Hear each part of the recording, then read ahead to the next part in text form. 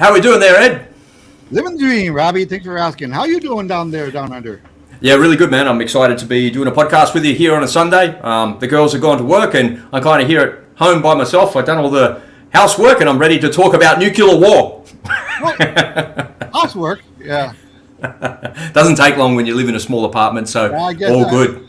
Well, I guess she's got you whipped, right? I thought you were a man.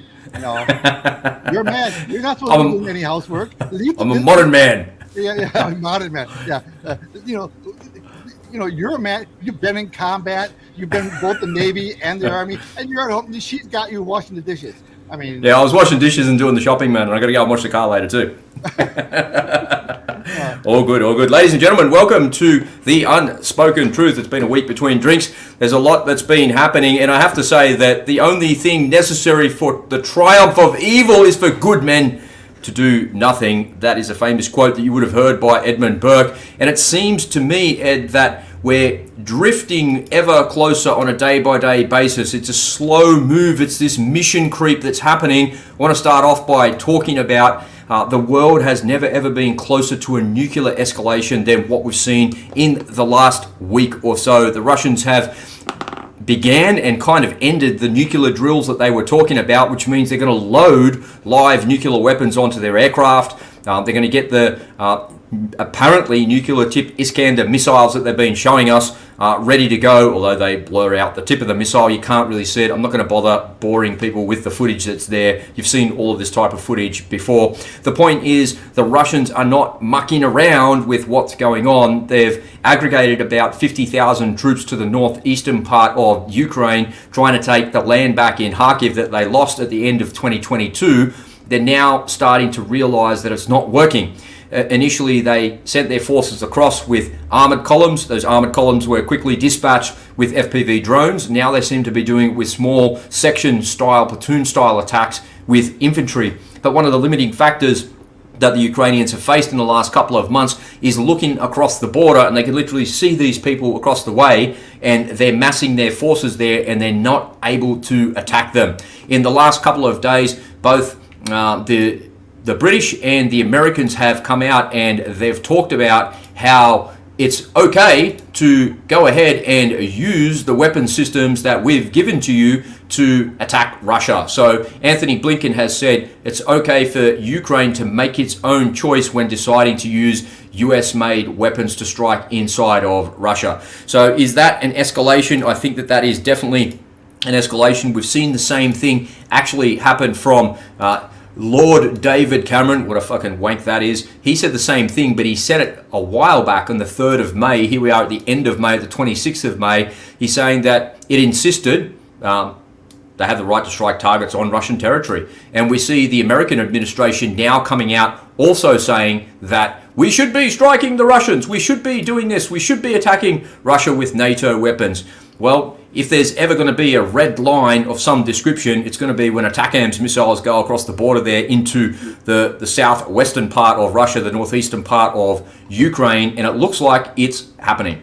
There was some footage yesterday that I saw that looked like there was a missile strike on a building in Russia. I don't know what sort of missile, you couldn't tell, they didn't say, but it definitely looked like it was a missile strike. And what was it that they were firing out there? Command post, command and control, SIGINT, something like that. Maybe they're honing in on the EW of the Russians and then they're attacking those targets. It's hard to say. I've also seen the Russians in the last 24 hours. There's been some large attacks that have happened in Kharkiv, and these seem to be really super spiteful things that are going on. Some photos here on X, what's going on there. So these attacks that are happening, they attacked a part of Kharkiv where there was all the resupplies. So you see this footage all the time and these pictures of the buildings blown up, the windows blown out and everything. And where they were attacking was the depots where they would get all of the supplies from. And they didn't drop just one gliding bomb on this place, they dropped 2 of them. So it was definitely an attack. And it's kind of like the Home Depot, if you like, of what they're doing. And it seems like a really super spiteful thing that's going on. The Russians are attacking the logistics of the city, and because they're unable to take the ground, they're now going after the power infrastructure, all the things that you need to rebuild a place, and they're going to make life hell for these people. So they're going to have to evacuate from Kharkiv And the Ukrainians so far are holding them back. They've got the weapons that they need and more weapons are coming. So they seem to be holding the line pretty well there. But for how long, I don't know. And is it going to be an escalation when they start attacking the Russians on their territory with NATO-based weapons? Well, what other weapons are they going to fire at them? Pissy little drones that they made in somebody's garage, or are they going to, fire in the 152 Soviet rounds at them, which they've been allowed to do? If we start lobbing the 155 rounds at them and the mortars that we're giving to them and then the missile systems that we're giving to them, what's that going to do to an escalation? In my mind, I don't know, because the Russians already think that we're at war with them. The Russians already think that they're at war with NATO, but for some reason on our side, we're dancing around the whole thing that we're not at war with Russia, even though there's now NATO troops on the ground in Ukraine and the governments have admitted it. What's going on, Ed? What do you think, man? Wow, boy, this whole thing is such a scandal, such a disgrace. Why the fuck do we even have NATO? It's a joke, isn't it? It's an absolute joke. It's a basket case, man. They were created in order to defend against Russia back in the Cold War. Well, the USSR, right? It was originated to defend against the USSR, which is no longer, constituted. Now, NATO is a provocateur now. NATO is provoking wars. It's extending wars. This war could have been over a year and a half ago if it weren't for NATO. Well, that's the graphic I got on the screen. These maniacs will take us right up to the edge of a nuclear war, and they're going to let us peer over the edge and see what it actually looked like when we do that. And what it looks like is the escalation of the Russians getting their nuclear weapons out of the warehouses and putting them on their planes, and then putting the missiles inside of their launchers, saying, all right, this is what the edge of nuclear war actually looks like. I see that and I think, why are you doing this? Putin said many times, we're not bluffing. Dmitry Medvedev comes out and keeps saying there's red line after red line, and we seem to be inching over our own red lines. When Joe Biden said way back when, oh, well, if we give them tanks or we give them fighter jets, that's going to be World War III. They've got tanks and they're about to get fighter jets. Now we're attacking them over the border there in the southwestern part of Russia. This is going to escalate. This is the only thing that it can do to keep moving forward. What are the Russians going to do if they want to take the ground? What about like a small 152 tactical airburst that bombs over the battlefield? There's not really much radiation because it's airburst to 15,000 feet, but it destroys everything on the ground. The Russians can come just walk through in their mops gear. It just really says to me that deterrence is failing, and we are run by crazy people who are operating failed states. Jens Stoltenberg is the leader of a failed state. Joe Biden is the leader of a failed state. Anthony Albanese is the leader of a fucking failed state here in Australia. The economy's up shit creek. It's in the fucking toilet. Immigration's at an all-time high. The whole fucking thing is about to collapse. So the only thing that they've got left? Go to war. There it is. Go to war. Yeah. That's it. That's the only thing that's going to sustain the economy, man. There's only one thing left. Yeah, well, I do think that's what's behind it. Our inflation is largely, believe it or not, folks, if you follow the breadcrumbs, inflation is often fought with by going to war. By war, exactly, and it works. It's a massive, military-industrial complex. This is the way it works. So there are reasons behind this other than protecting borders or protecting democracy. This war, as we've been saying since day one, is not about borders. It's not about protecting democracy. It's about money. This is a big money laundering operation. And, all the weapons that have been sent to Ukraine, $60 billion. People think, boy, they're getting this brand new, fresh off the line weaponry. No. They're getting the weapons from our warehouse. We're putting the bottom of the locker. Yeah, from the locker. The stuff with dust on it. The new stuff is going back. Is going into our warehouse. So it's a way for us to deplete, the ammo that we have in our warehouse and get them and make the money out of it in the meantime. So this is. It comes down to the crazy people that run the show, right? And it's the business model. What it comes down to is that the lobbyists on both sides of politics in the United States, and here in Australia as well, by the way, it's just a uni-party here, the same as it is there in America. The lobbyists are giving equal amounts of money to both parties, And those lobbyists have a business model to say that we'll give you all the money to support your re-election campaign, but in order to do that, we need a war, because without a war, we're all going to go broke and you're not going to be able to get re-elected, because the only reason you got re-elected because of the money we gave to you. You know, Australian politics is a little bit different to that. We don't have that sort of thing with a military-industrial complex. We have superannuation funds here in Australia doing similar things, and unions on the Labor side doing also similar things, and that's a problem that we have in our society, but it's nothing compared to the scale of what you have there in the United States. One thing that I'm really concerned about is, yeah, that's all happening over in Ukraine and in Russia. That's 10 million miles away from me. It could be on freaking Pluto for all I care, because I'm in the southern hemisphere in Australia. I also see the Chinese surrounding Taiwan and think, oh, well, here we go again. Last year when Nancy Pelosi was there, they did the same thing. They surrounded them and they threatened them and they did all of that. But don't forget, everyone's got a short memory because of this stupid news cycle that we're in. In 2021, Russia massed their forces on the border of Ukraine in exactly the same locations, in exactly the same way, in a rehearsal for 2022, exactly 1 year later, exactly to the year. So we've seen virtually 1 year pass where the Chinese have got their order of battle squared away for a blockade on Taiwan, but are they actually going to go at it? I don't think that's going to happen until North Korea attack either South Korea or attack an American ship in the South China Sea there, in that part of the world as well. That's the distraction that we need.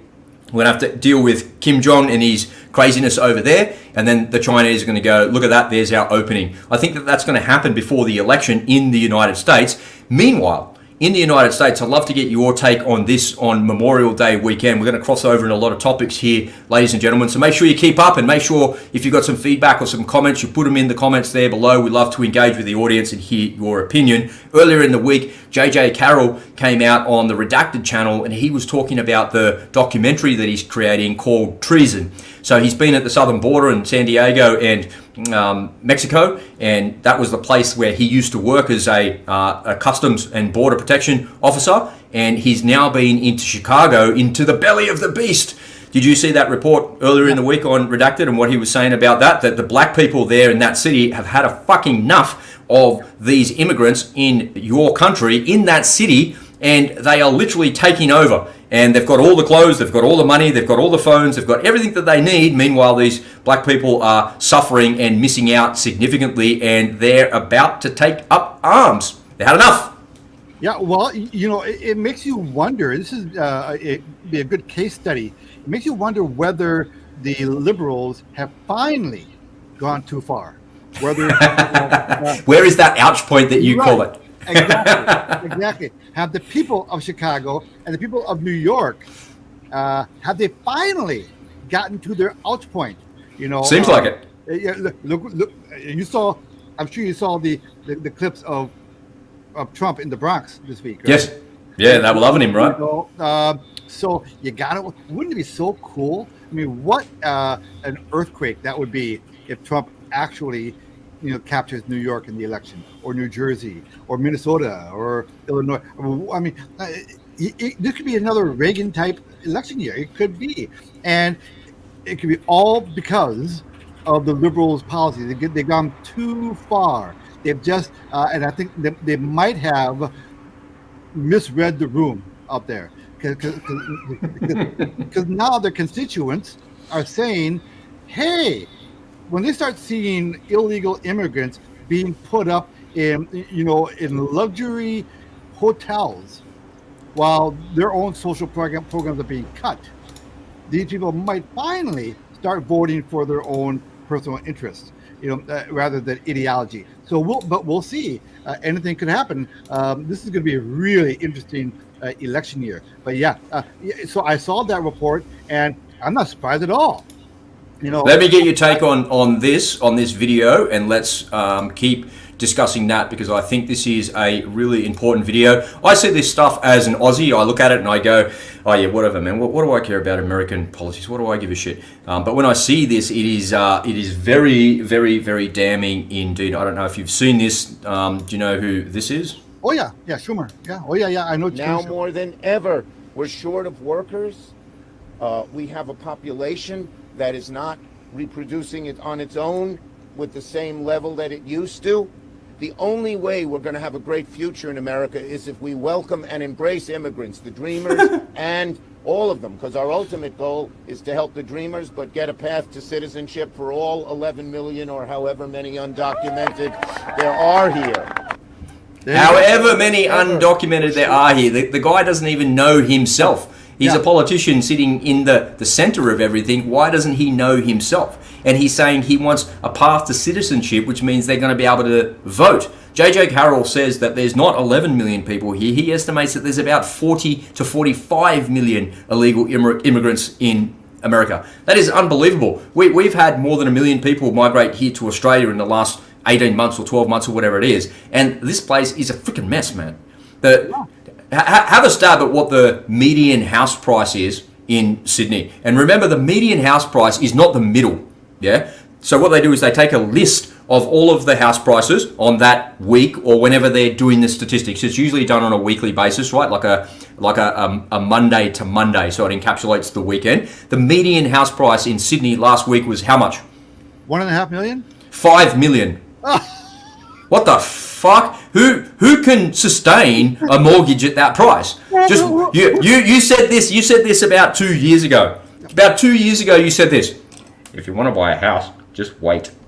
And you're right, man. Just wait just a little bit longer, because if we wait a little bit longer, the whole house of cards, the whole Ponzi scheme is going to go away. And that $5 million house, somebody's going to go, oh my God, I can't keep that mortgage. I'm going broke because of inflation and I can't just sustain that. And I'm going to come in and I'm going to fucking pull the rug out from under you and I'm going to capture that thing for 200 grand. That's what's going to happen to this ridiculous market that we're in. And all of this, 100% of this has been created by the Australian government. Yep. And 100% of the chaos that's been created there in America, in your economy, and with those immigrants and with the risk of a civil war in frickin' Chicago, of all places, has been created deliberately by the liberals that are in charge. Yep.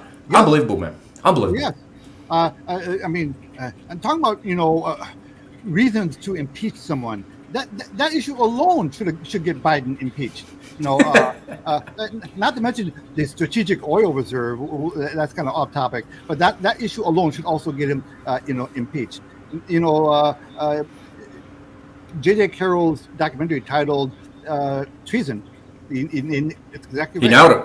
Yeah. In his book, he describes treason, and he describes how treasonous the Biden administration is, allowing these people to come across the border and just causing absolute and total and complete chaos. You guys don't have a free medical system in the United States. You must have insurance to go to the hospital. You must have the right level of coverage to get what you need from the hospital. But all of these immigrants that come across the way, some guy falls down and breaks his arm or busts his leg or hurts himself, goes into the emergency department in hospital, and what are the doctors and nurses supposed to do? Sorry, dude, you don't have insurance. The guy's got a busted leg. If you don't fix him, he's going to die. They bring him in, they fix him. He say his name is fucking Pablo fucking whatever, and give some fake name. There's no way to verify who they are because they don't have any documents, and they get all of that free medical help while you guys are over there having to pay exorbitant amounts, the highest premiums on planet Earth for medical insurance. And these people are destroying your hospital system. They're destroying your medical system and your housing market as well. Oh my God, but it's all deliberate. Yeah. No, don't worry. It's just go fucking watch Netflix, man. Don't worry about it. Just chill out. Just relax. I can't, man. I can't. And don't worry about it. We got a nuclear war that you need to be worried about. It's not just emergencies. They take the kids to the hospital for regular exams, dental cleaning, vaccinations,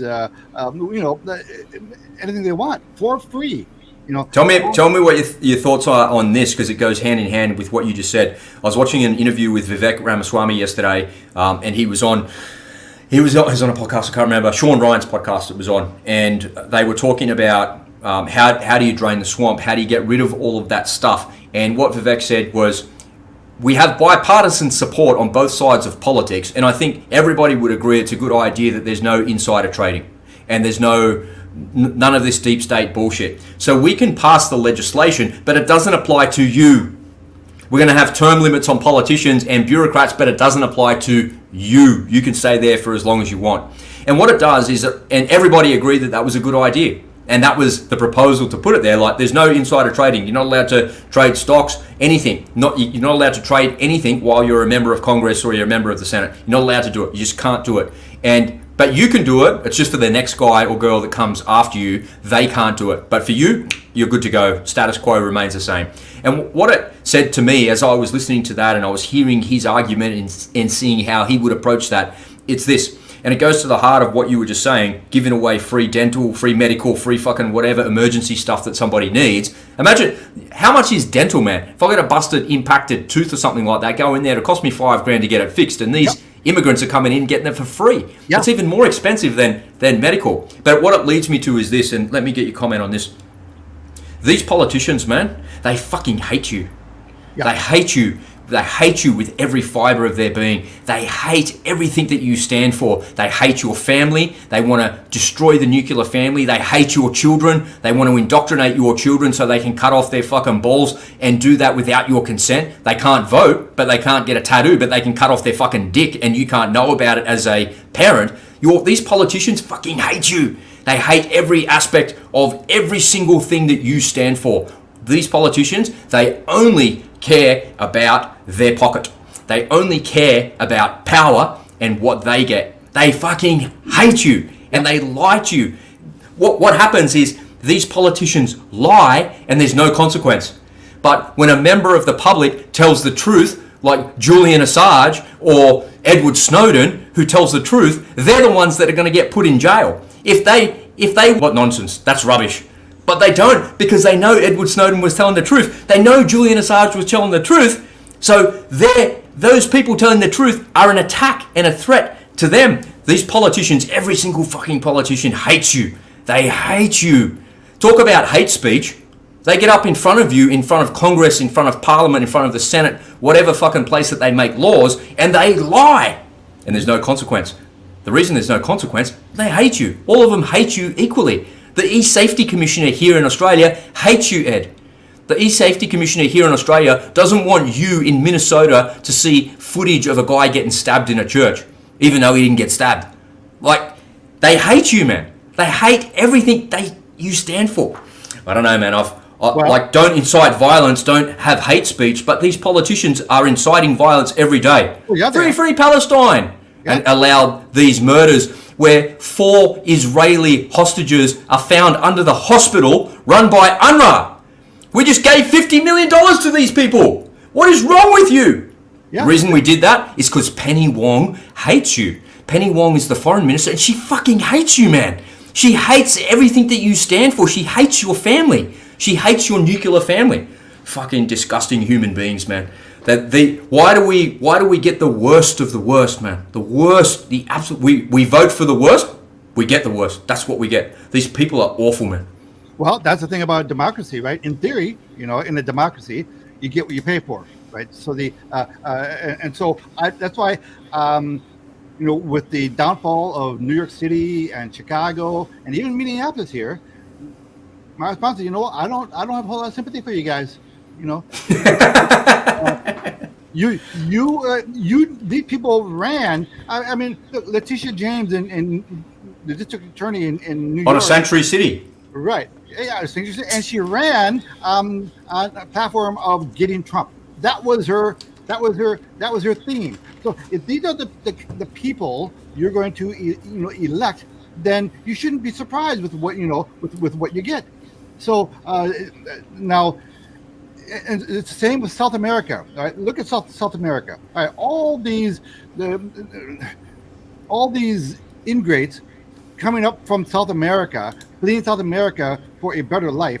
Every single country in South America is a socialist country. Okay, well, you voted the socialists in for generations now. Well, why don't you stay home and vote for someone else? Stay home.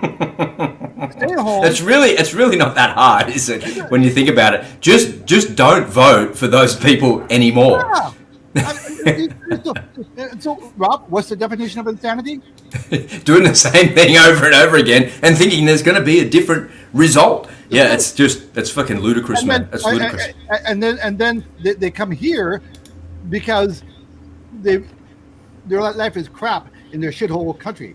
Well, it's the same phenomenon we have in New York and California, where those states are being gutted, they're being emptied up. People are fleeing those states to go to Texas and Florida. But then they take their liberal policies with them, and they start over again down there, spreading so they're bringing their toxic ideology with them down to those states. This is this whole business about, listen, this business of importing illegals. This is an evil, insidious, purposeful plan. But this is by design. They bring in these illegals, and where do they want to ship all these illegals? Where they putting them on buses to? They're sending them to the red states, not the blue states.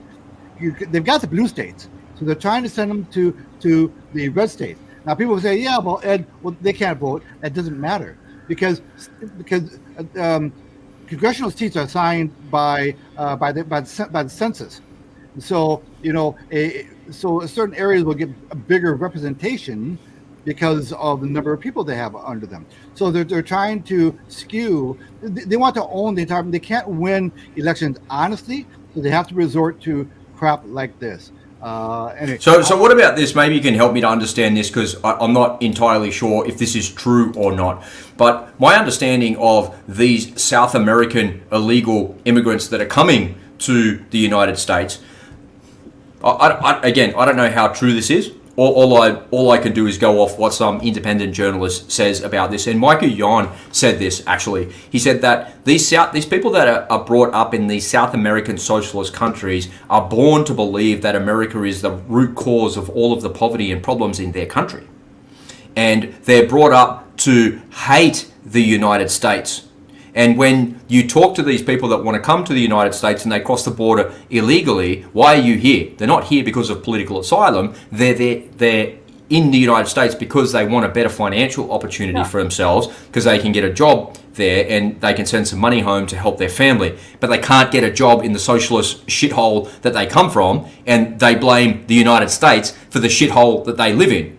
But they're directly responsible for electing the government that created the problems that they're in. So it's like they don't take responsibility for themselves. And they actually don't give a shit about the United States. They don't care about patriotism, your Constitution, your Bill of Rights. They don't care about anything that you stand for as a red-blooded American, because all they care about is money.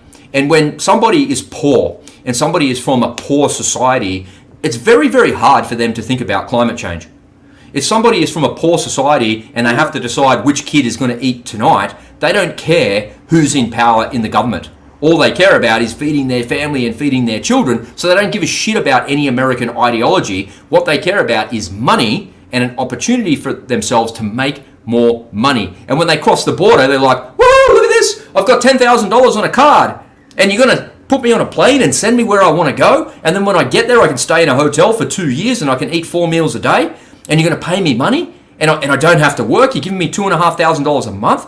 Wow, this is more money than I've ever seen in my entire life. This is the deliberate destruction of your society. But am I right in saying that these people don't care about like America, and they actually hate America as well, like these liberals that are in charge? Is that right? Is that true? No, that is right. That's why you see these people brazenly putting on parades, waving the flags of their home countries, like Mexico and Pakistan. Iran, Hamas, Hamas, Hezbollah. Every now and then, that ISIS one is there too. Yeah. But that's a CIA flag they're waving when they're. Whoa! Hang on. Nice knowing you, dude. Yeah, right. That just slipped out. Notice how ISIS have never attacked America. You wouldn't fucking attack yourself, would you? Why would you do that, man? That's like stupid. Hey, man, stay tuned. I don't think you need to stay tuned for a terrorist attack, because all of those pissed off people in Chicago are going to get rid of all the fucking freeloaders. Look, America is already attacking the South. Just take a look at these entitled idiots on Columbia University campus. That's another thing. Columbia University, they have a student body of 38,000 people. I didn't realize it's that big. Huge. Student of 38,000. 14,000 of those are foreign visitors. Wow. Here in Australia, that's the biggest Ponzi scheme of all, is bringing all of the foreign students here to Australia. They come to Australia, they pay full tilt, because here in Australia, if I want to go to uni, I can go to uni for free.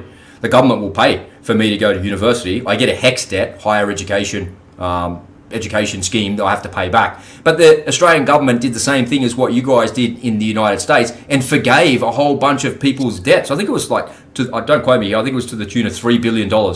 So the Australian government gave $3 billion to pay off all of those HECS debts. Meanwhile, all of the tradies that went to work and got paid fucking $10 an hour while they were in their apprenticeship don't get anything. And it's actually the tradies that have paid their taxes that are supporting the people that have got some pissant fucking marketing degree that they can't get a job with.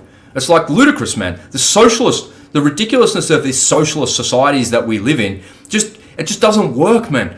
These socialism doesn't work. And you guys in America are some of the most socialist. You have some of the most socialist ideology on planet Earth. And the immigration policy that's going on there and the free handouts are proving that socialism doesn't work, because in Chicago, it's creating a division in society. And that division in society is going to erupt into violence pretty soon. Okay, well, let's kind of put things in perspective. So, that my point of view is that this is by design, and these marching orders are coming from the people out of Davos and that ilk. They want to bring. This is the uni party, the new world order, phenomenon, right? They want to change the way the world works, and right now, they can't stand for America to be a dominant society. They've got to make everyone equal. So this is how they gain their power. These people, they don't want us to be dominant. They want to bring us down, not one peg, two peg, three peg, four peg. They want to bring us down, and they're going to make their money, but they want to bring us down. Boy, we're going to sit down such a big rabbit hole here. Now that leads us into the whole BRICS coalition and the attack on U.S. currency dominance. Before you go there, just back up like a couple of steps out of the rabbit hole here for me. Yeah. And how do you feel as an American in Minnesota? And that you were the ground zero of George Floyd, who wasn't killed by a police officer, by the way. He actually had a heart attack and had a drug overdose, and it's proven with the autopsies that he didn't die because someone was fucking standing on his chest and he couldn't breathe. It's all bullshit. The Black Lives Matter thing was created on a false premise. It's really, in my mind, that is no different to a bunch of Nazi soldiers going across the border, killing some Polish guys, putting on their uniforms and shooting back at the German guys, their mates on the other side. Oh, they're shooting at us. They're shooting at us. That's how World War II started. The whole thing was created on a fucking false premise. The whole Black Lives Matter thing was created on a false premise as well. But how do you feel about the potential for a massive eruption of violence and chaos in the city? Because you saw it firsthand with BLM. When that happened a couple of years ago, you're on the cusp and the precipice of it all again. How do you feel about that? Yeah, well, it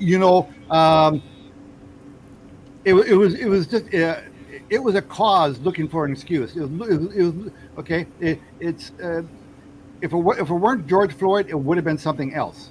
Okay. Do you think that's what we're looking for and waiting for now in the lead up to the next election? Some version of that. That's right. They're looking for some kind of false flag. They're gonna they'll take a small event. They'll call it racist. They'll call it what it wasn't. But it won't matter that it's a lie. It'll be enough to start that proverbial snowball going down the hill. That's all they need, because we have so many people in this country who are idiots. We're a very tribal country right now. And people will they'll join the cause just because their tribe says so. And that's the mistake right there, I think. You look at Hamas and you look at Israel, you look at Iran, you look at Ukraine and Russia, and they are all equally fucked. All of them suck equally. And when I see these people protesting on a university in Sydney or a university in Melbourne or a college in America, I see these wannabe Hamas protesters, and then I see these Jewish protesters on the other side and the cops on the other side, and I think all of you are just as fucking stupid as each other.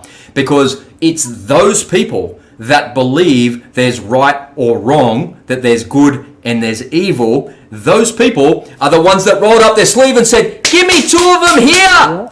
Yeah. Because you're so captured by the media, you're so fucking brainwashed, that you're so unbelievably stupid that you think that you're on the right side of history. There is no right side of history. The entire thing is doctored to divide society, because a divided society is one that is very, very easy to conquer.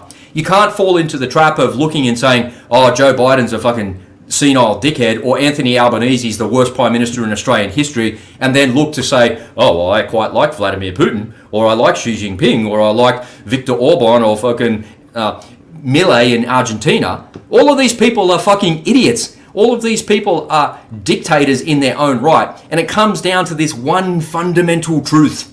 This one truth. They fucking hate you. Every last one of them, they hate you. They hate you. And they would see you dead in a nanosecond. And your government spent billions of dollars, billions and billions of dollars to inject you with poison that they knew was going to kill you. Yep. To prevent you getting something that was created in a laboratory funded by your taxpayer dollars. Yep. Your government hates you. These people fucking hate you. If you're protesting for Hamas, or if you're protesting for Israel, or for Russia, or for Ukraine, or for some fucking ideology, you are captured. You've been captured. Yep. You've been psyoped and captured by these freaks and these fools, and you are giving away your personal autonomy. And when you give it away, you give away all of your self-respect. Everything is gone. I don't care if you're for Hamas or if you're for fucking Israel. I couldn't care less who you're for. I'm not for either of them. I'm for me. I'm for my family. I'm for the people that I care about and that I love, because I know that they're for me and they don't care about those things. And the minute you start to realize that the whole thing is designed to divide your mind and turn you into a tribal freak where he's evil and I'm good, I'm on the right side of history, you're on the wrong side of history. Once you realize that that's what they're doing to you on purpose, you will no longer roll up your sleeve and comply with what they want you to do. You'll never again do what the government wants you to do, because you realize that they hate you. They hate everything that you stand for. Yeah, and for the record, people out there, Rob and I are both clean. We are both both unpolluted from that. I am actually not. Oh, really? I'm not.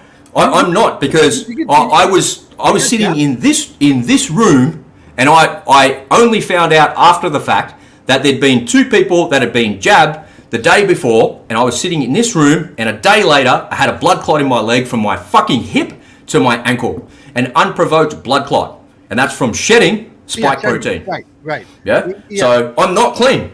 You don't have to be jabbed to actually be on the receiving end of that. Okay, good point. I mean, I guess what I was trying to say is none of us took the jab, and we were telling people from day one. We were telling people, man, I would not get that jab. But we know now that shedding is a real thing. We know that they knew about it the whole time. Right. We know that shedding was actually just as bad as receiving it. We know that. All the documents have proven that, and there's doctor after doctor, scientist after scientist proving that. We know that unequivocally. My government tried to kill me. Yep. I was willing to give my life for the government in the military. I was willing to serve, to be of service, to do what they needed me to do. And the payoff, the trade-off, the result of that was Scott Morrison buying billions, hundreds of billions of dollars worth of Australian taxpayer dollars to buy an injection that was going to deliberately sterilise and kill a vast majority of Australia's population. For the first time in human history, the population's on the decline. The people that are doing this to us are winning. Yep. They're winning because they hate you, because you're divided and you're captured by their psyop. Stop it. They do have a couple more viruses in the wings. Apparently there's bird flu here in Australia, but Dr. Peter McCullough has come out and said that bird flu is gain of function that's actually been created in laboratories in the United States. And we know that the other one, that was created in a laboratory in Wuhan that was funded by the United States. The whole entire thing, every conspiracy theory that was back then in 2020 was actually found out to be true. It's true. I mean, you would think by now, people would say, well, I'm not going to fall for it again. They are. But I think people will, because look at the first time around. How many times have we talked about this? That I just pictured the people in Davos sitting on a table saying, "I can't believe they fell for that," and they cannot believe the success they had. I think I think it was a one big experiment to see what they can get away with, and I think they're just beside themselves. I cannot believe it. There's something like 98% of Australians that had two of them, and you know what I can't believe? I can't believe that 98% of the Australian population would do what Scott Morrison tells you to do. That guy is just a complete. He's one of the nastiest, fucking awful, not politicians, but people. He's horrible. Horrible person. Why would you ever do anything that guy says? Whether it's him or it's some other figure of authority, there are multiple figures of authority out there, and everyone has their favorite one. Oh, Tom Hanks took it? Oh, if Tom Hanks says I should take it, I'll take it. That guy, right? And then Tom who? And then of course you had the whole social media, shame campaign, where if you didn't take it, shame on you, right? Imagine being led to be influenced. This is how captive they are in the psyop. And I want to pull on this thread like a lot, because I've still got the graphic on the screen. The maniacs that are in charge will take us right up to a nuclear war. So everything that we're talking about precedes all of that. But we're on the cusp of a nuclear exchange, because the Russians have fucking had enough. They don't have the weapons. They can't break through. But we got heaps of nukes. Just fucking use one, man. That's it. And deterrence has failed. That's a slippery slope. But imagine these people. 98% of the Australian population had two. Some had three. One guy was on TV just the other day saying, "There's a new version called Flirt. I got Flirt, and I've had 6. I thought I was bulletproof." What? How could you imagine being influenced by a journalist on TV? In America, you guys have different kinds of journalists. You have like right wing and left wing, and you have these really outspoken people. And some of your journalists are like, they're kind of like stars of their station. Like Tucker Carlson was a star of Fox. Dan Bongino was a star of Fox, but they kind of parted ways. We don't have that here in Australia. The journalists here in Australia are all much of a muchness. They're all the same. They're all interchangeable between the various different mainstream channels. But imagine being so fucking psyoped and so captured that you did what Carl Stefanovic told you to do on the Today Show on Channel 9. My God, it's hard to believe like those people have such a level of trust with the Australian society. And then those journalists themselves have such a level of trust by the so-called health professionals behind them, who are unable to verify anything that they're saying. All they're doing is repeating and parroting what they've been told to say. And we now know, I'll find the report and I'll dig it and put it into the comments. It was on the Alex Jones channel. We now know that the obstetricians and gynecologists of the United States were told to say that it was okay to inject pregnant girls. Even though the ones that they did in the trials, the babies died and all sorts of complications and things happened. But they were captured to say that narrative. And if you didn't say that narrative, you were struck off the register. Yes. Like, fucking unbelievable, man. These people are so fucking, they're like jellyfish, man. They have no spine at all. Well, Rob, remember very early on in our podcast, a couple of years ago now. Here comes the I told you so moment.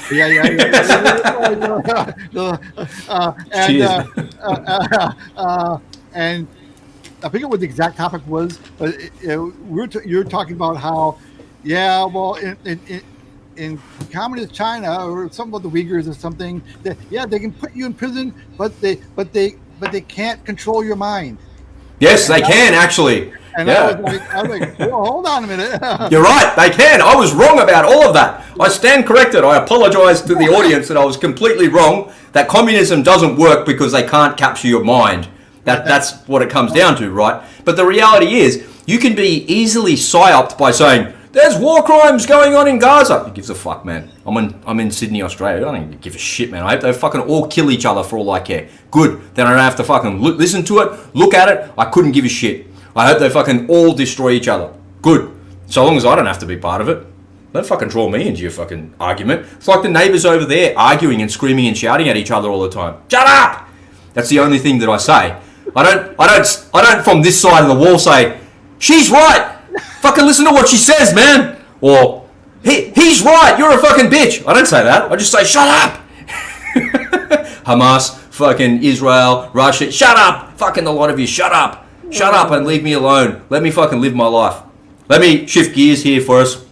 We're going down a rabbit hole. I want to remind everybody that the society that you live in is because of your forefathers that fought for you. Freedom isn't free, and the price needs to be paid in blood. Often it's Memorial Weekend or Memorial Day in America? Memorial Day. Oh, it's a Memorial Day weekend. It's a weekend, yeah. Is it Saturday or Sunday, Memorial Day? It's always on a Monday. So it's on the Monday. So you have a long weekend, do you? Do you have a day off for that? Yeah. Oh, righto. So what's it mean to you, man, as an American? Well, for me, it's a really good excuse to watch all the really good old war movies on TV. They bring on all the old. But of course, nowadays with I got everything recorded anyway, so I can watch them whenever I want. I even have a separate YouTube channel called Rippleton Time, where I post some old war movies. My favorite one. So it's a chance to. But no, what it means to me is this is a good opportunity to remind ourselves of exactly what you said, is that freedom isn't free. A very big price, and too many people are ungrateful and unaware. They don't teach this stuff in schools anymore, Rob. I think kids. When I was growing up, my Boy Scout troop would go out to the cemeteries and we would put flags on all the veteran cemeteries. Did you really? That's cool. Graves, yeah. And they would play taps. There was a statistic put out that I saw a couple weeks ago, where in 1965. It was like 81% of the public between the ages of 18 and 35 were considering themselves patriotic. Today, that same group of people, that number is down to 38%. So when you look at what's on screen here, all of those people that died in the column on the right, there's a lot of people that died there. We must be nudging, 750,000 people in the preceding 150 odd years. There's a lot of people that gave their life for the country that you live in. Yeah. How do you feel about that? How do you commemorate those people? How do you remember that? Well, I'm very grateful to them because if it weren't for them, the world wouldn't look the way it looks today. America wouldn't be where it is today. The people have short memories. World War II, 1940, 80 years, the scheme of things is not that long. Historically speaking, that's not a long period of time. It wasn't that long ago that happened, and it makes you kind of, there's so many aspects to this that I would love to talk about. But one of them being, people's attitude toward their countries. The idea of patriotism then versus now, and I do think that there is a very strong sociological element to this. I think human beings are social creatures by definition. One of the reasons why solitary confinement is so brutal is because you're by yourself, and so people want to be around other people. So whether you're a part of a family, so you have your family, you have your Boy Scout troop, you have your church or your baseball team. People like to be parts of groups. And these are all the things that matter. Everything that you just described, they're the things that matter in life. And what you're talking about, that's what really matters in life. Not fucking Hamas or some war crime, in Gaza or some war crime in fucking Russia it doesn't matter. What matters is what you said, being around the people that you care about, you love, and you can share those experiences with. And that is what represents your country, your environment, your physical place, the patriotism that you feel. Would you consider yourself to be a patriot? Oh, very much so. But what about the fools that run the place? How can you feel patriotic about those fucking idiots? Okay, you cut me off here, man. Let me finish my thought. I know where you're going with this, and I want to flesh that out in the end. Of course, the ultimate group to belong to, the biggest group you belong to, is the country you come from. The country. Now, in every group that you're in, you sort of absorb the values of that group. The Boy Scouts, you adopted the values of the Boy Scouts, and I mean, if you don't agree with the values of that group, then you leave the group. Okay, you don't participate in the group anymore. Now in America, so America was founded on certain principles and values, and so that's why I think it's, all these national holidays that we have every year, Memorial Day, 4th of July, the certain touch points you have every year, they're critical, they're essential, because they're touch points, they're little reminders of the values that America was founded on. But the whole aspect of socialism and the power to be is to pull us away from that, is to separate you, right? Separate you from those values. And so it's a long process that these people, these liberals, these leftists, these socialists, they've been in our educational system for generations now. So that's how they talking about the PSYOP operation of all PSYOP operations. Okay, that's gone on for generations now, and so the state of our society has degraded. The Roman Empire fell largely because of the degradation of their society. So that's what we're kind of in the midst of right now. And so this is a very important period historically for our country. I think it's a very precarious one, a very dangerous one, a very fragile one, and if we're not careful, we can lose everything.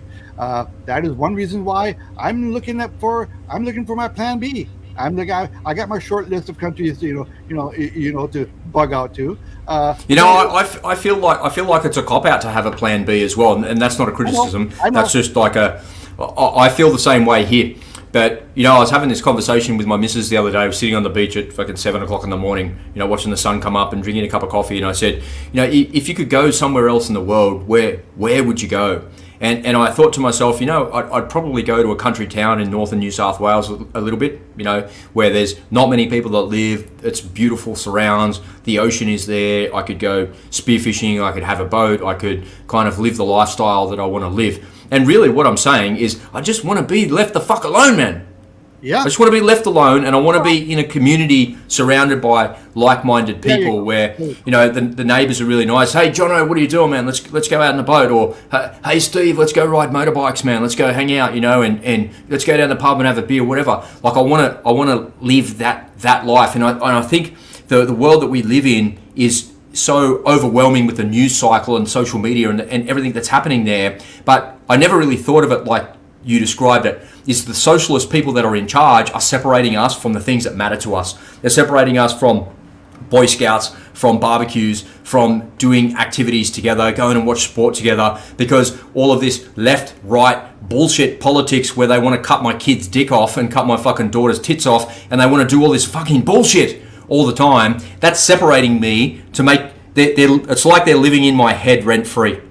You're living in my head rent-free with your stupid bullshit fucking ideology that makes no difference to my life. The things that matter to my life are over here, and you've separated me from those things because you're forcing me to think about this shit because of the crazy discourse in society on social media. If someone invited me to a barbecue on a Sunday after, hey Rob, what are you doing, man? Nothing. Come down to the barbie, man. Come and meet some mates. I would be like, well, who are these people? What's this all about? And the minute they start talking about some fucking gender ideology bullshit that's in the school library, I realise they've been captured by the left, and I realise that they don't realise that the politicians hate them. They don't realise that they hate everything that they stood for and everything that they believed in. And if you look back generations of your family, imagine the generations of your family that fought blood, sweat, tears, all the fucking chaos of the lives that they led, and it led you right to this point now where you're reading a book about how a boy can be a girl and a girl can be a boy. Imagine what those people would think of you. They would think that you've lost your mind. You've been captured by the enemy, and you've lost your mind because you've been completely and totally separated from what matters. And I love your thought of patriotism is defined by the group that you're part of. But if you're part of a group that is completely batshit fucking crazy, then The patriotism that I once felt as an Aussie, I was a proud fucking Australian. I was a proud Aussie digger. I look at it now and I think, imagine if Anthony Albanese said, right, everyone, China invaded Taiwan. We need everybody that was in the military to go. I'd be like, get fucked. Fuck you. I'm not going anywhere fucking near a fucking rifle or a uniform or anything if you're in charge. Peter Dutton, you're no different. You're just as fucking bad. You're just a dickhead as well. There's no fucking way I would fight for this country. No way. It's captured. 98% of the country went, sure, give me 2. Like, what the fuck is wrong with you people? Why would I fight for that? Now you want me to go and fight for that? And support your choice to actually roll up your sleeve and do what Scott Morrison told you to do? All self-respect is gone, man. All patriotism that I once felt is gone. I don't feel like I'm part of Australian society anymore because I was fucking ostracized, ejected, and fucking deleted from society. That makes me angrier than 10 angry people. And then I had a blood clot from my hip to my fucking ankle. I was in hospital and I said to the doctor, you know all of that shedding from the fucking vaccination that everybody is getting? That's the cause of this. Because there's only 3 reasons you can have a blood clot. Surgery, flying high in an aeroplane, or an injury. And I didn't have any of those 3 things. You can't explain it, so the only thing left is that. What is it? He said, no mate, you're fucking crazy.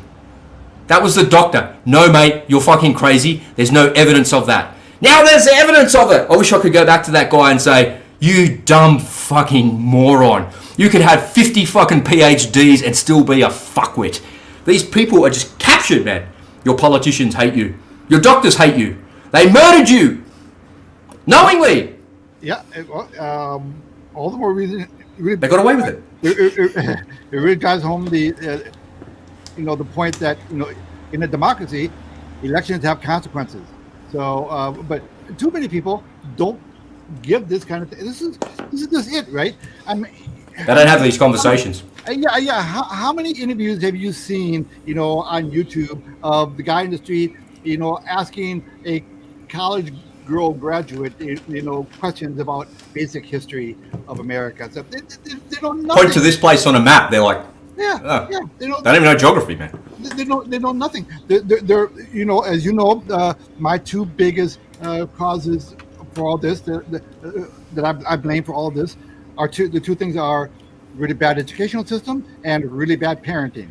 Those are the 2 core causes of the decline of our society. We did a comment in the comment section by Stillman. I'm sorry, I'm not quite. What name to call you? Yeah, there are a lot of patriots out there. I agree. There are, but they're what you would call the silent majority, right? Are they patriots? I read that comment, and so this is the question: are they patriots, or are they people that just have had enough of these fuckwits over here? Because the people on the left, all these immigrants that are here causing chaos in our society, the leftist politicians that we have, the leftist politicians that we have clapping Nazis in the Canadian Parliament, the leftist politician in America having the Nazi Azov battalion commander in the British House of Commons. What the hell, man? Yeah. No. Trust me. In America, there are a lot of actually true patriots. People, red-blooded Americans that fucking love the place. Exactly. There are people who do honor their veterans. They do believe in the core values that America was founded on. They do believe in the Constitution, and they are getting pissed. This is why you see Trump rallies with overflowing capacities at all of his venues. They just do it when he first ran too, by the way, because he was saying things that finally. The silent majority was hearing. Saying what you're thinking. Exactly. He was resonating with them, and the fact that he is an awkward speaker, a lot like me, stumbles a lot on his words, and doesn't say things real smoothly. They like that because they know there's no filter between his brain and his mouth, right? So and they like that because even if once in a while he might say something that rubs someone the wrong way. They know that at least he meant it, whatever it was. Whereas with the politician, they're always pandering and they're triangulating and they're saying whatever they feel. This is why Biden just forgave another $1.7 billion of student loans this year. You know what I've never heard a politician say, as I'm thinking you hear say that. I never heard a politician get up and go, "Shut up, you fucking idiots, shut up." Yeah. Because how many times have you like screamed at your phone, at your computer, or at your TV going, "Shut up, you fucking dickhead. What the fuck do you know about the real world, real society, real problems, real people? You've been sitting in that chair, in that suit for the last 23 years since you left university. Never had a real job. You're completely out of touch with society and you don't represent the people that you claim to represent. It's all a lie and you hate us. Because if you didn't, you would actually be communicating with us. You wouldn't be trying to destroy us from the inside out." I'm glad that you said that there's patriots there in America. That gives me hope. I'm glad that, I see it. I see it on podcasts. I see it on YouTube. I hear it a lot. But, is it at a grassroots level when if you went up and down the street and knocked on 10 people's doors, would you get 10 different responses? Or would you get 8 people saying, "Yeah, Joe Biden's a fucking idiot. I hate all this leftist bullshit. I want America to go back to what it was"? Well, it depends on where you are demographically, right? I mean, like in your street. Like you're in California, or are you in California, or you're in Montana? Okay. So, but I mean, we have enclaves. The liberals tend to be in the big cities. They tend to be in the urban areas, and the red areas tend to be in the suburbs and out in the rural areas. So so no, I agree with the gentleman here in the chat comment box that there are a lot of people out there who are true patriots, but they tend to be the conservative types, and they tend to be agreeable people and not unagreeable people, like liberals and leftists. They don't want to. They don't try to convince the cashier at the grocery store about their politics. How dare you say? They just want to live their life. Live by the golden rule. Treat someone the way you want to be treated, and they're not likely to be the squeaky wheel.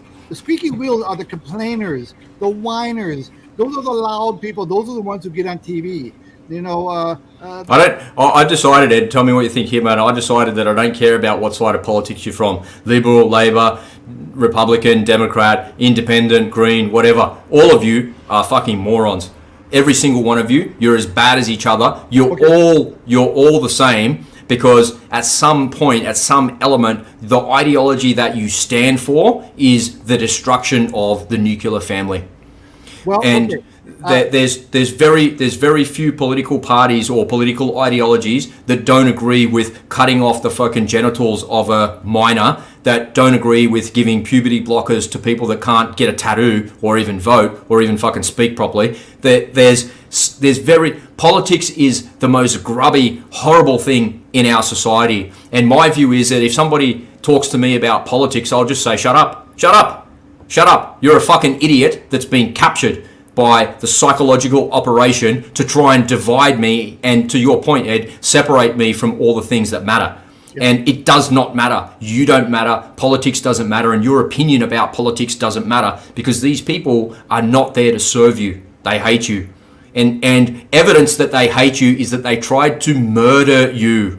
We have people on TV now, right now in Australia, in the last 24 hours, saying that you need to go and get another booster. What? They have no shame. But you said it's a new variant, and you want me to go and get another booster, but isn't for the booster for the Omicron thing that was like fucking way back when, in another lifetime? And now there's a new version here. You want me to get a booster, and then you put a guy on TV that says he had 6 and thought he was bulletproof, and go, what? These politicians hate you, man. They want you to die. Well, they are trying to murder you. Okay, well, let me ask you this though. When was the last time any one of these people have been held accountable? Never. It's the Tucker Carlson thing. These people go and lie. That's what I'm saying. They hate you. They lie about every single thing that's out there. Everything. They lie to you about green energy, that it's the best form of energy. I looked it up on one of the government websites. It was like, I think it was like 5 o'clock in the morning or some shit. I was looking at it. 99.3% it was. 99.3% of the power in New South Wales was coming from coal. That means only 0.3 of it was coming from wind, because it was still fucking dark outside, and 0 was coming from solar, because it's fucking nighttime. There's no solar coming there at nighttime. So what it says is the government comes out and says the cheapest form of energy is wind and solar. But 99.3% of it at that time is coming from coal, from fossil fuels. And I'm just going, but you're lying to me, telling me that it's the cheapest form of energy, but it's not, because it can't produce the energy that I need to turn my computer on to check the fucking statistics. I'm like, just, they hate you, man. They hate every fucking aspect of your life. They want to destroy the nuclear family, and they want to murder you. They tried to murder you. You know, you got to wonder to what degree these people actually believe in what they're saying, or whether they're being told to say by their donors. I believe that they believe it, because they're the captured. They're the people shouting "Free Palestine." Because they genuinely believe that the Israelis and Jews should go away and they should all be fucking killed. We have people on the floor of the U.S. Congress waving the Ukrainian flag after voting to send them another $60 billion. We have people wearing the fucking ketefa fucking thing around their neck, or whatever it's called, in our parliament, and saying that their fucking duty is to Allah, not to the Australian government. Fuck you. Get the fuck out of here. That's a case where somebody should stand up in Parliament and go, shut up. That should be the response. Every single Australian would rally behind that politician. That woman said that she has more of a duty to her religion and to her God than she does to the Australian people. Someone should stand up and say, shut up.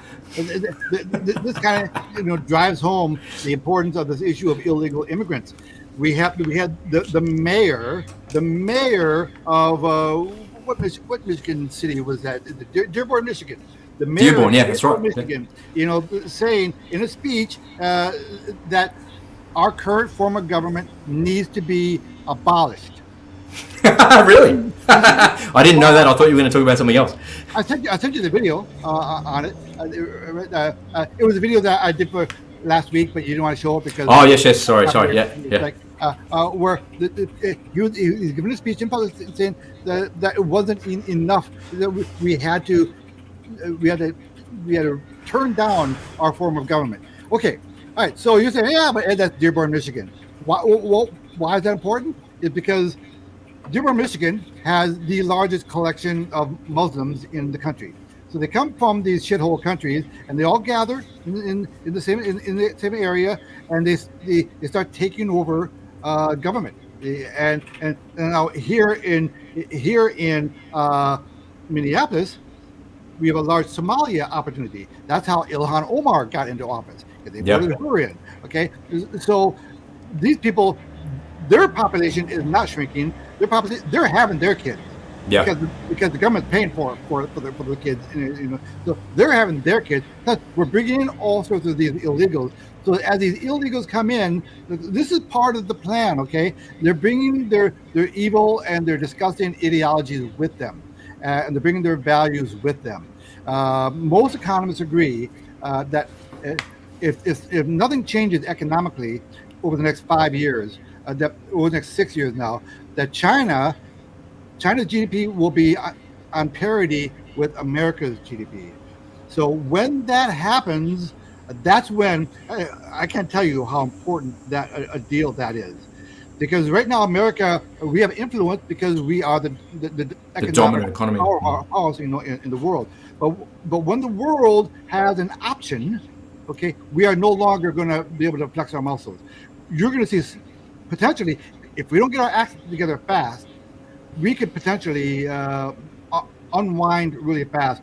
America has only been around for a little over 200 years. Okay, it's nothing. It's a blip on the screen in terms of history. It's a very fragile experiment, and we're the first country in world history to embrace democracy. This is still what you categorize as an experiment, and we have all these outside forces attacking it. Unless we stick up for it, it could go away. And what about this theory? I heard that on the J.J. Carroll interview with Clayton on Redacted the other day, where he went back and talked about a little bit of history and talked about the Civil War.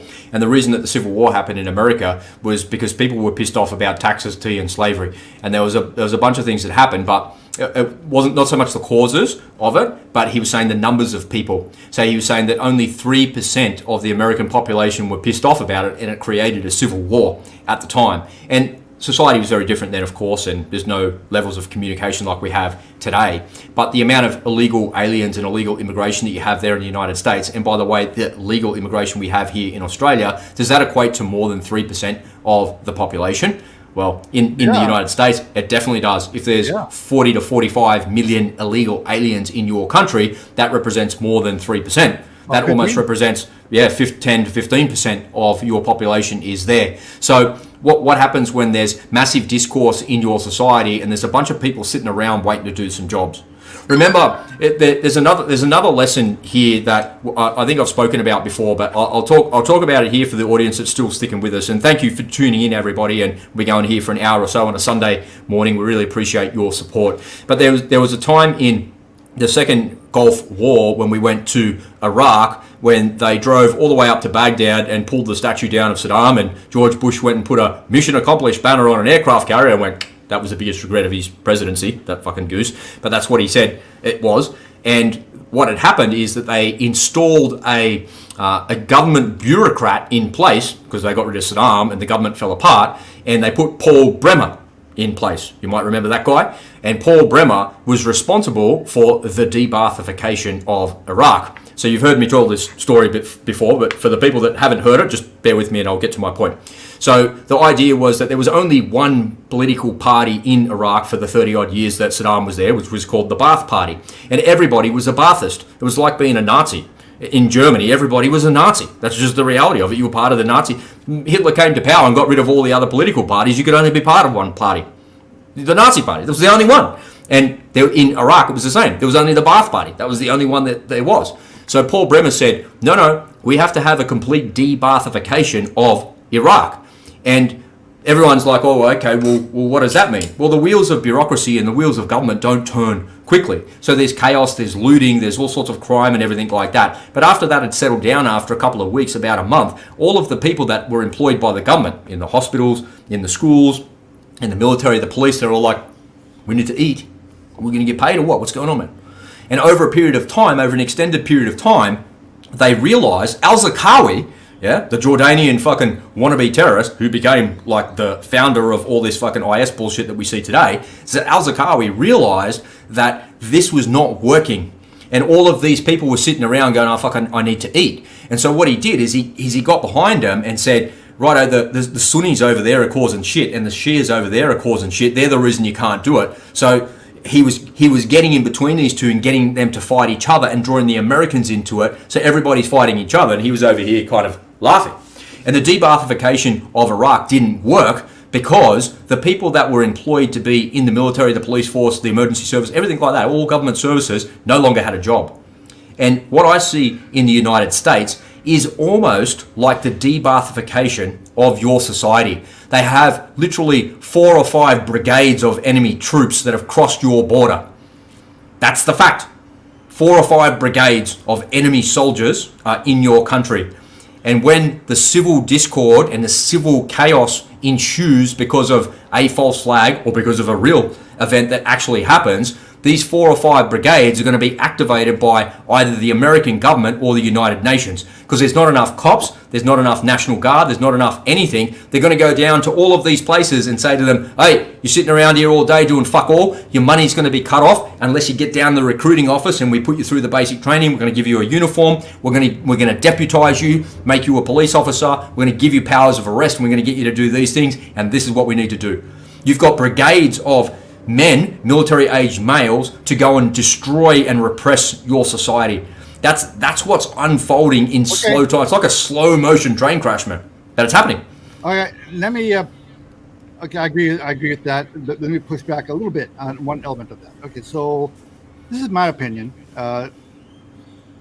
Thanks to our Second Amendment, we're I wish we had one of them.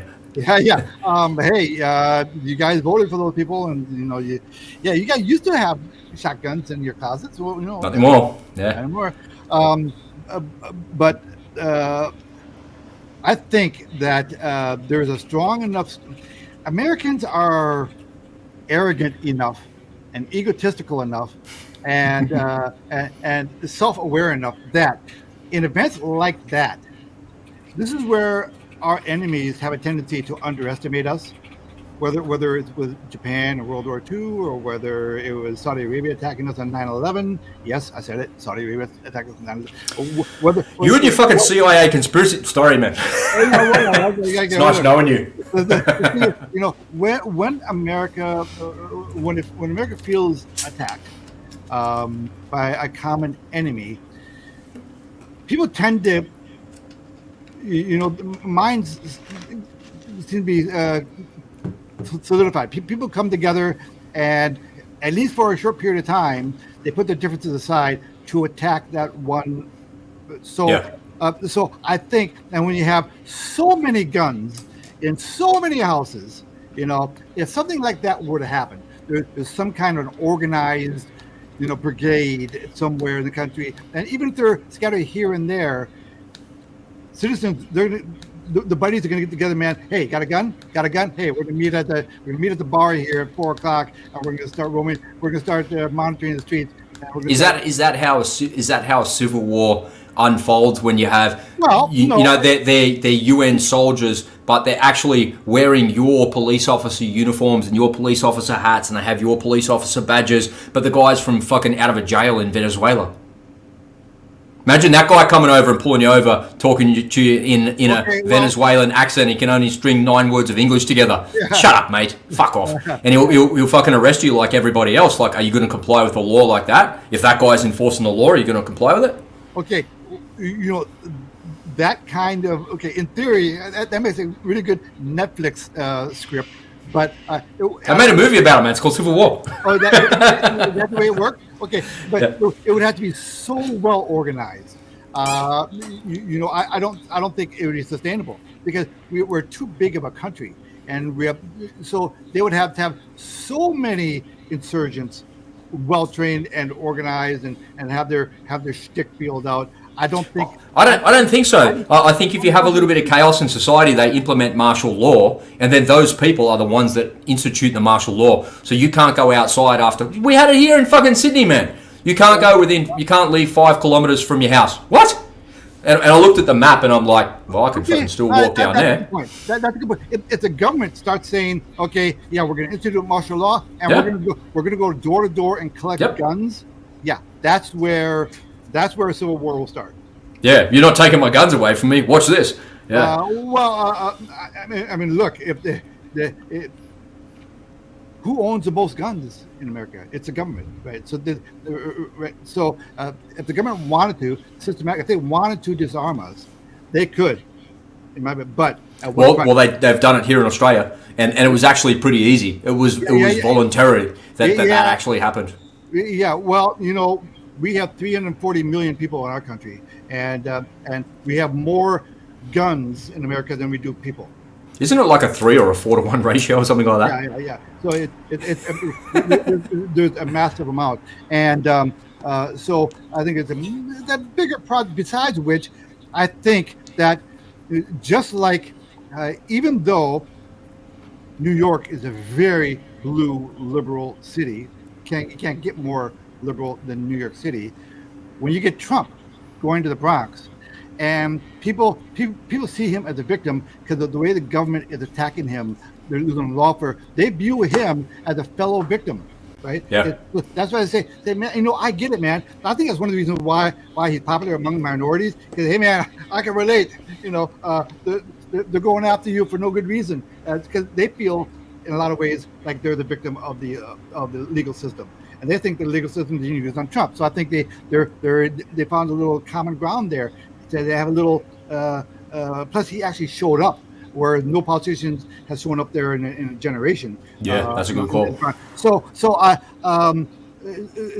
think that if something like that, if there was an organized governmental push to confiscate the weapons, you know, countrywide, I think that the people who they might not have interest in owning a gun themselves, they will see it as a blatant attack on the Constitution, and I think that they will. I think if they try to do that, at least my hope would be that they will. Well, what about this, man? Like, your government and my government deliberately tried to fucking sterilize and murder you. But the people that did that are still in power. Yeah. So my hope is your hope. My hope is that people don't go door to door trying to disarm Americans because you have the ability to do that, and you end up like a fucking weak soy boy fucking Australian society that 98% of people do what the government tells them to do. But the reality is the government tried to murder you. They tried to murder you. And they shut down the entire economy like that.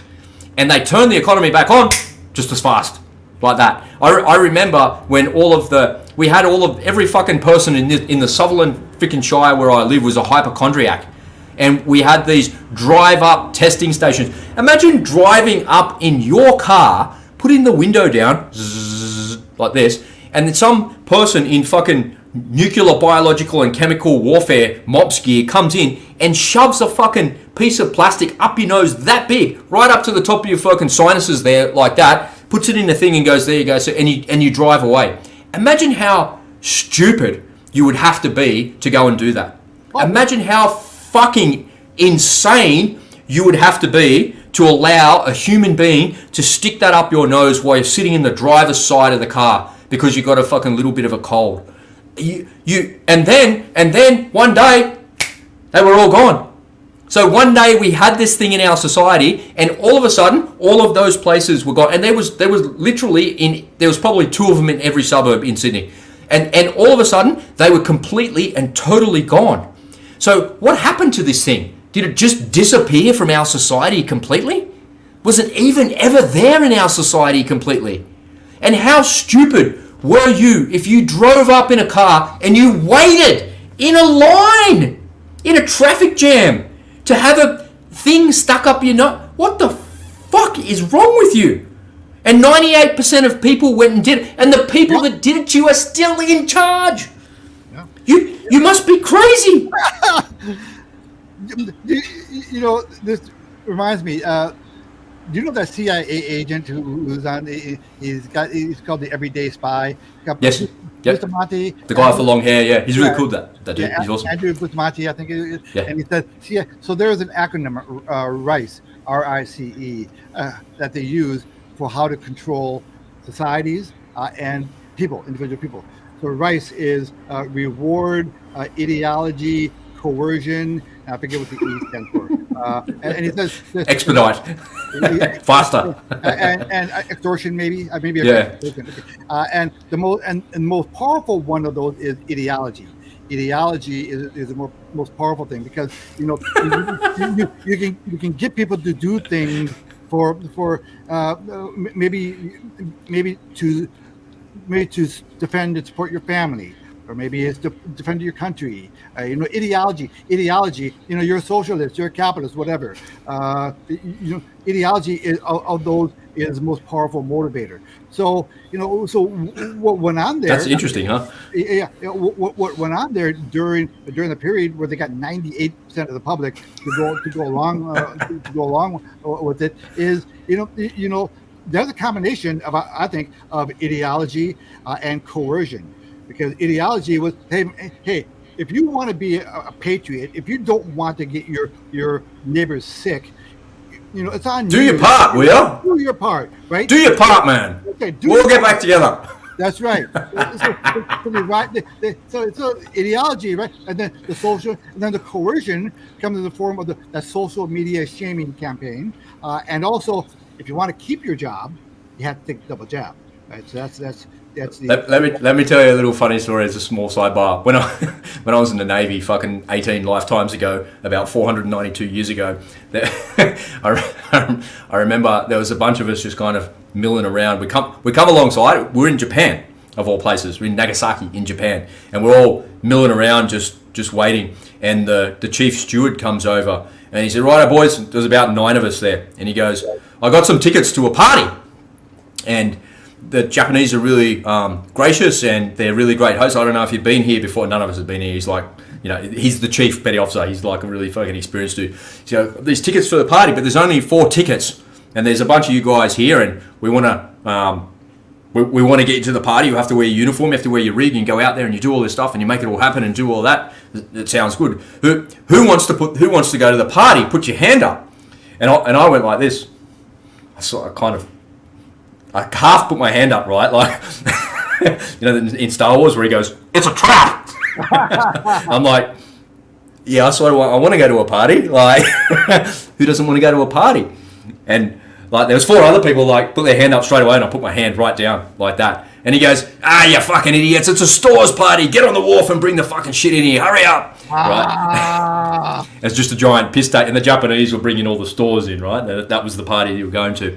And then one guy, like after those 4 guys left, he goes to me, "Hey, new guy," and I went, "What?" And he goes, "Do you know what Navy stands for?" And I said, "What do you mean?" And he goes, "Well, no, don't you know what Navy stands for?" And I said, "No." And he goes, "Never again volunteer yourself." And I thought, there it is. And I never got caught in the stores party ever again. And I never volunteered myself for anything that seemed a little bit sketchy like that ever again. And I think that's what you're talking about, right? Is people are volunteering themselves to this, and they're doing it because they're being coerced and being convinced into something else. You know what? We'll bring those people into the hospital. We'll give them some remdesivir. We'll stop their kidneys working. We'll stop all of these other things. Their lungs are really not working. They've got a chest infection anyway. That'll make it worse. Then we'll intubate them. Once we intubate them, we'll get $48,000. Oh, they died. Well, we still got $48,000. What about injecting those pregnant mothers? How much money did you get for that? What about injecting the children? How much money did you get for that? Literally every vaccination that you stick into somebody's arm, you get paid for. Yeah, well, The whole entire medical industry is captured and coerced by money. And it's what you're saying. It's the ideology that everyday spy is talking about, is that this is good for society. This is good for everything. This is good, and I believe it. That's what an ideology is. I believe in something. But the reality is it's not good for you. You're only doing it because of money. If I remove the financial incentive, if I took all of the pharmaceutical ads off TV in America, those fucking free-to-air news stations go away overnight, man. Yeah. It would collapse. And that's part of the root cause of problems in society, is people believing the wrong things for the wrong reasons. Is it because they can't think for themselves then? What is it? PSYOPs, right? I would never again volunteer myself for anything like that. I'm just not doing anything that Scott Morrison tells me to do, because the guy is a fuckwit. This is why the military is made up of largely young men. Okay, you want to get them young. Yeah, of course you're better physically fit, but hey, a guy who's in his mid-30s, he can be physically fit for service too. But he's also going to tell you to get fucked faster than a 17-year-old. That's right. They want the young, malleable, impressionable brains, in the military. They don't want you thinking for yourself. The Marines, they pride themselves on the way they build their force is they bring you in. The first thing they do, they tear you down. Shave your head. Everything they do, they take away all your personal clothing. You don't have any, you don't have earrings or nose rings or personal different haircuts. You all get the buzz cut, and you all get issued a uniform. And it's all, and you spend your first couple of weeks with your face in the fucking mud and being fucking humiliated by the drill instructor. And that's on purpose. That is to break you. That is to tear you down. And then they build you up the way they want you built. And then they teach you how to be part of the group. And okay, I can actually get behind that, because it's to serve a purpose. It's to serve, it's a mission-based, group. So I can kind of get that. Well, that happens across, millions of jobs in society. Like if you want to be an airline pilot, you have to go through the pipeline. If you want to be an electrician, you have to go through the pipeline. You want to be a plumber, it's the same thing. Yeah. And that, imagine being a plumber, man. You turn up to the public toilet and the shitters are all fucking broken. There's raw sewage everywhere. There's a certain mindset that you have to go through to actually solve that problem. And there's no such thing as a poor plumber. They charge through the earth to actually fix those problems and resolve those things. But there's a mindset that those people go through. They've seen everything there is to see in their trade during their apprenticeship. They know what to expect. They know how to do that. But if I'm not a plumber and I've got to go to that job with that guy, I'd be like, fuck, how do you do this for a living?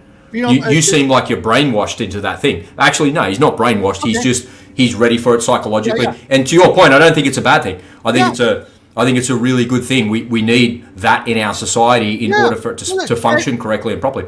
Everyone, in one form, everyone gets brainwashed. Okay. Yeah, of course. Your starting with your parents. Yeah, exactly.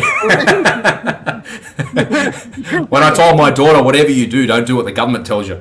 Yeah, well, Dad, why aren't you getting one of those like everybody else? And I'm like, would you do what that guy says? And she's like, no. Well, don't do that then.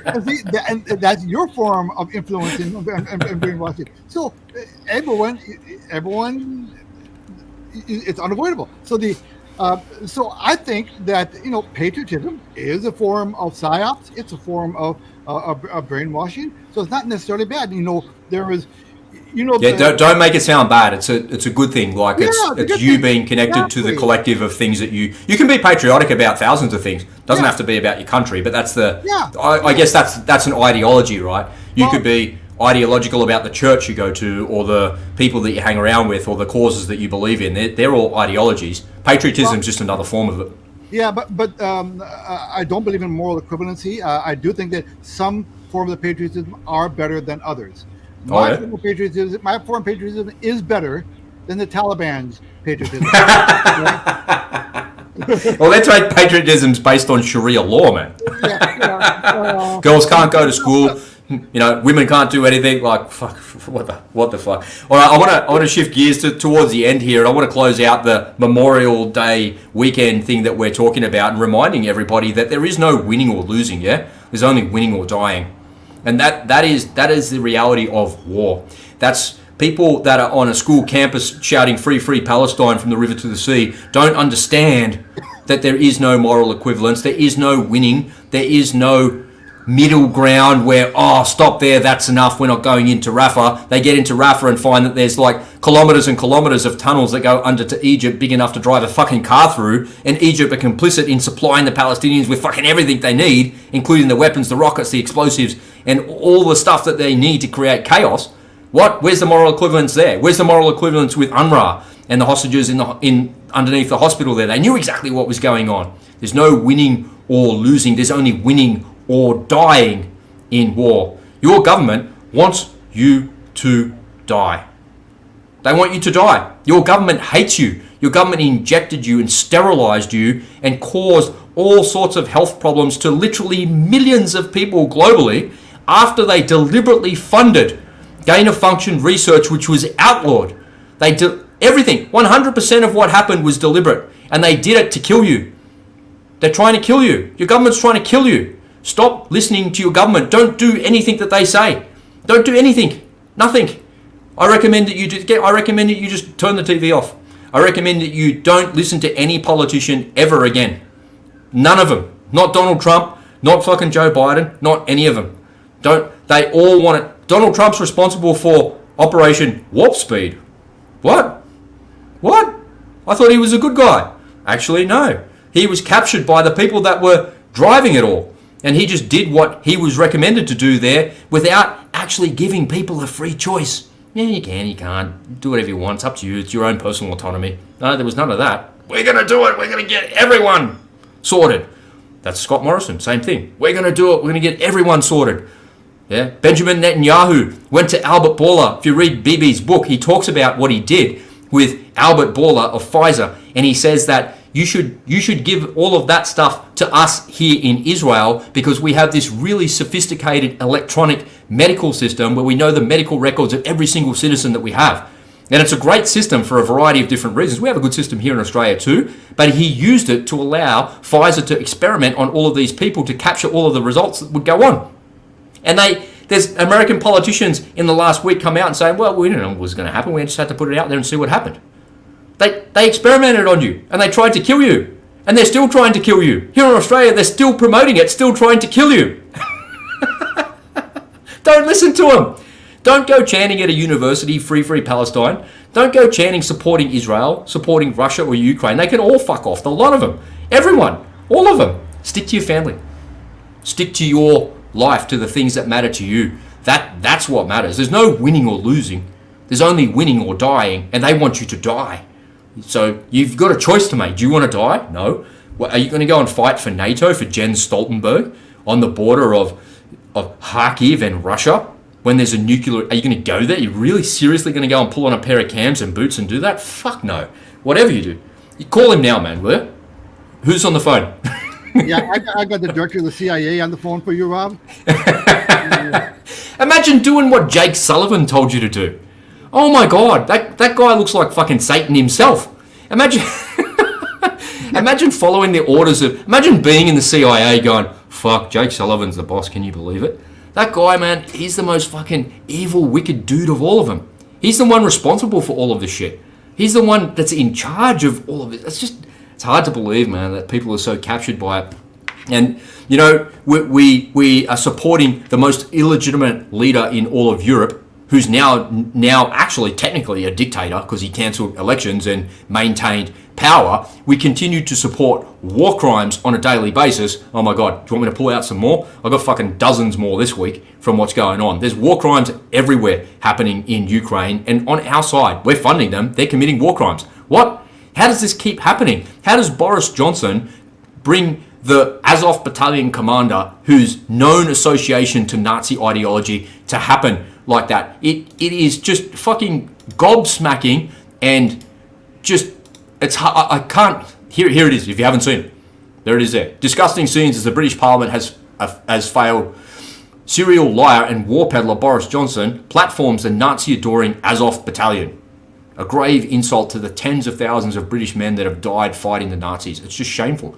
So on the left, emblem of the neo-Nazi military unit, the Azov battalion.